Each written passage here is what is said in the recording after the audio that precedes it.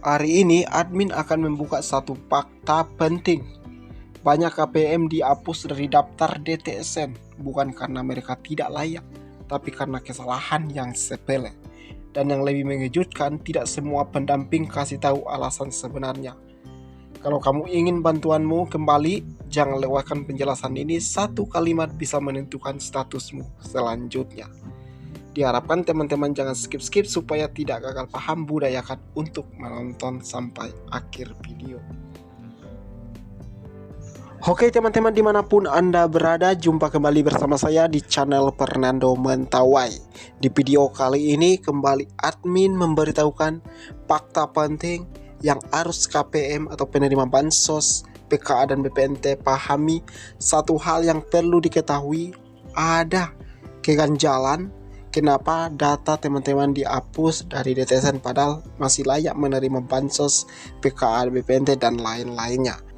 Di video kali ini admin akan memberitahukan penyebab dan memberikan solusi untuk teman-teman supaya bisa aktif kembali menerima bansos, PKA maupun BPNT.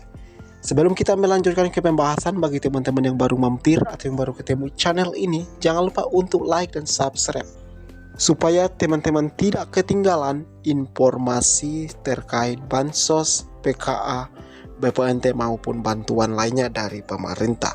Karena di channel ini kami fokus setiap hari mengupdate informasi penting bagi KPM untuk dibahas terkait masalah KPM, terkait data DTSN tidak terdaftar datanya, semua akan kami bahas di channel ini. Jadi penting sekali untuk teman-teman ikuti supaya tidak ketinggalan informasinya. Oke, langsung saja kita ke pembahasan. Let's go. Baiklah teman-teman, dimanapun Anda berada, pertama kita bahas masalah tiba-tiba dicabut dari DTSN. Banyak KPM mengalami hal yang mengejutkan. Status bantuan sosial mereka tiba-tiba dicabut dari sistem DTSN, padahal sebelumnya terdaftar dan menerima bantuan rutin dari seperti PKA atau BPNT. Saat dicek di pengumuman desa atau laporan pendamping, nama yang sebelumnya muncul sekarang hilang dari daftar DTSN. Tidak ada surat pemberitahuan resmi, tidak ada alasan yang jelas, langsung ke warga. Kondisi ini membuat ribuan KPM merasa bingung, kecewa, bahkan panik.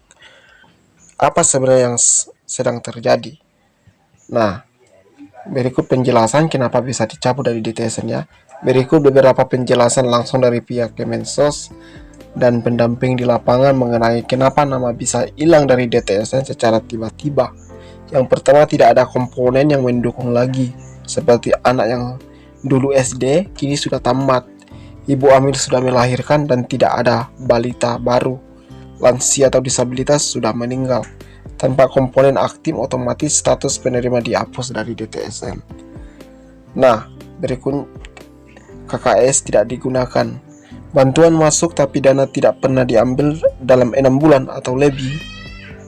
Sistem menganggap penerima sudah tidak aktif.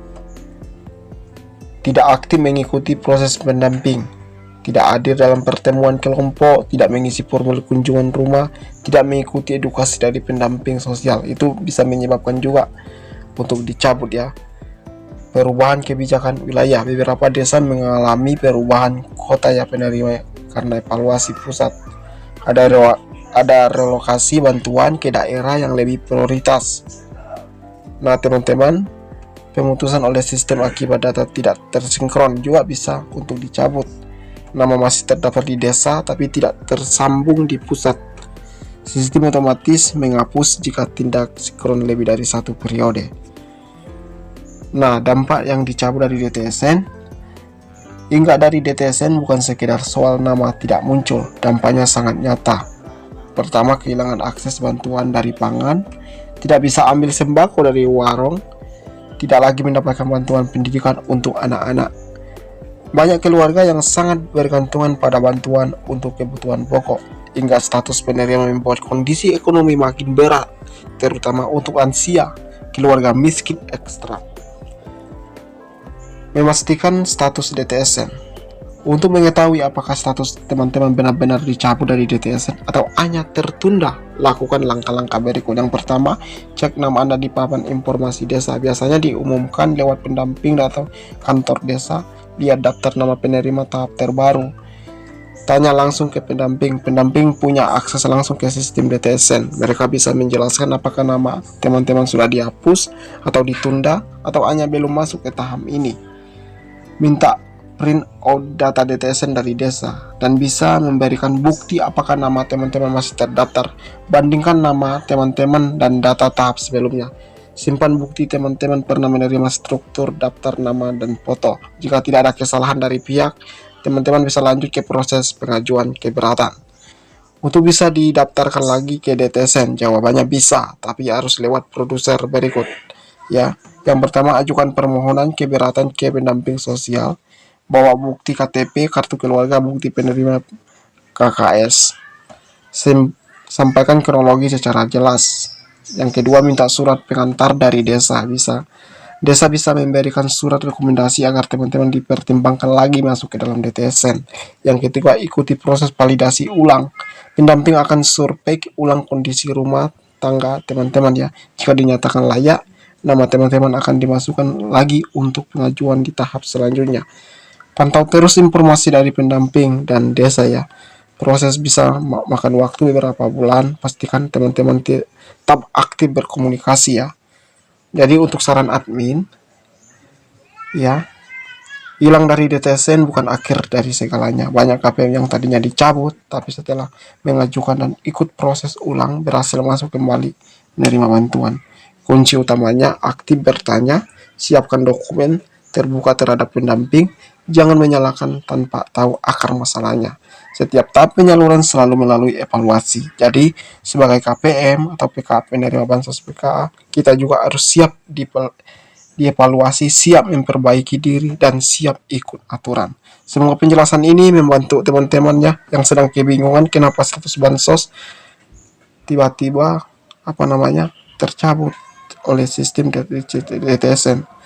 Terus semangat dan tetap ikuti produser yang benar karena bantuan hanya akan diberikan kepada yang memenuhi syarat dan aktif mengikuti proses. Demikian informasi yang admin sampaikan. Jangan lupa untuk ikuti terus channel Fernando Mentawai karena di channel ini kami fokus berbagi informasi update terbaru terkait program kartu, program KKS atau bantuan lainnya.